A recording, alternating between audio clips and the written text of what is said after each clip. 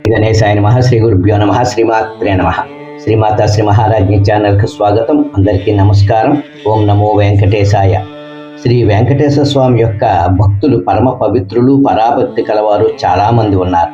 వారి గురించి మనం మాట్లాడుకుంటే అది వినటానికి శ్రీ వెంకటేశ్వర స్వామి వారు ఎంతో ఆసక్తి చూపుతారట.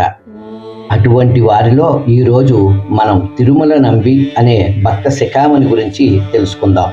ఆయన ద్వారా మనకు కూడా గొప్ప యోగం సిద్ధించింది. అదేమిటో తెలుసుకుందాం. మహానుభావులు శ్రీశైల పూర్ణులు అనబడే ఆయనే మనం పిలిచే తిరుమల నంబి. సహస్ర దీపాలంకారం చేసే దక్షిణపు రోడ్లో తిరుమల నంబి దేవాలయం అని ఉంటుంది. అక్కడకు ఎవరో ఒకరిద్దరు తప్ప వెళ్ళి నమస్కరించరు. మాడవీధుల్లో వెంకటేశ్వర స్వామి ఊరేగింపుగా వచ్చి తిరిగితే మొదటగా ఆగి నీరాజనం ఆ తిరుమల నంబి దేవాలయం దగ్గరే అందుకుంటారు. ఆ తిరుమల నంబి ఎంతో గొప్పవారు. ప్రాచీన కాలంలో వెంకటేశ్వర స్వామికి అభిషేకానికి మడినీళ్లు తెచ్చేవాళ్ళు లేని రోజులలో గురువుగారి ఆదేశం అనుసరించి నీళ్లు తేవడానికి పాప వినాశనం దగ్గరికి చీకటిలో బ్రాహ్మీ ముహూర్తంలో వెళ్ళి నీళ్లు తెస్తుండేవారు ఆయన. ఒకరోజు స్వామి ఆయన భక్తి పరీక్షించి లోకానికి చాటి చెప్పాలనుకుని ఒక బోయవాని రూపంలో చిన్న పిల్లవాడిగా వచ్చి, తాత దాహం వేస్తుంది, నీళ్లు ఇవ్వవా అని అడిగాడు.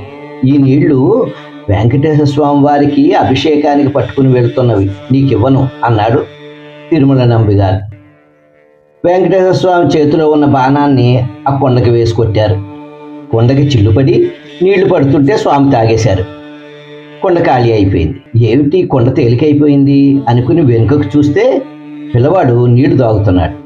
ఎంత పని చేసావురా, శ్రీనివాసుని అభిషేకానికి తీసుకుని వెళుతున్న కొండకి కన్నం పెట్టి నీళ్లు తాగేస్తావా అని నిందించిపోయాడు.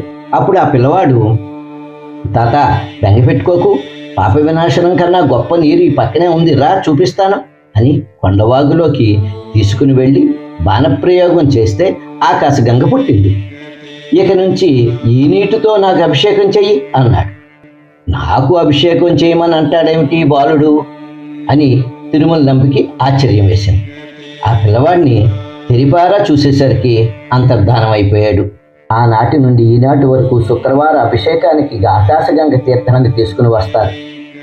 శ్రీ వెంకటేశ్వర స్వామి చేత తాత అని పిలువబడ్డాడు కనుక అక్కడ తిరుమల నంబికి మొదటి దేవాలయం, మొదటి హారతిని మాడవీధుల్లో ప్రదక్షిణ చేసేటప్పుడు స్వామివారు పుచ్చుకుంటారు. తిరుమల నంబి ఉదయం స్వామికి అభిషేకం చేసి కిందకి దిగి రామానుజాచార్యుల వారు 14 సార్లు రామాయణం చెప్తే ఒక మాట చెప్పినప్పుడు చెప్పిన అర్థం ఇంకో మాట చెప్పకుండా చెప్తూ ఉండేవారు. అది విని మళ్ళీ కొండపైకి వెళుతుండేవారు. 2 మార్లే స్వామి దర్శనం అవుతుందని తిరుమల నంబి గారు బెంగ పెట్టుకున్నారు. స్వామి తిరుమల నంబికి కళ్ళలో కనపడి, నంబి బెంగ పెట్టుకోకు, ప్రతిరోజు మధ్యాహ్నం కూడా నీకు నా దర్శన భాగ్యం చేయటానికి వీలుగా అలిపిరి వద్ద నా పాదాలు ఉంచుతున్నానని చెప్పారు. అలిపిరి వద్ద శ్రీవారి పాదకులు తల మీద పెట్టుకుని ప్రదర్శన చేస్తాం మనం. ఆ చేసే శ్రీవారి పాదాలని తిరుమల నంబి గొప్పదనం. ఆయన వల్లే మనకి ఆ యోగం సిద్ధించింది. అంత గొప్పవారు తిరుమల నంబి. ఓం నమో వెంకటేశాయ.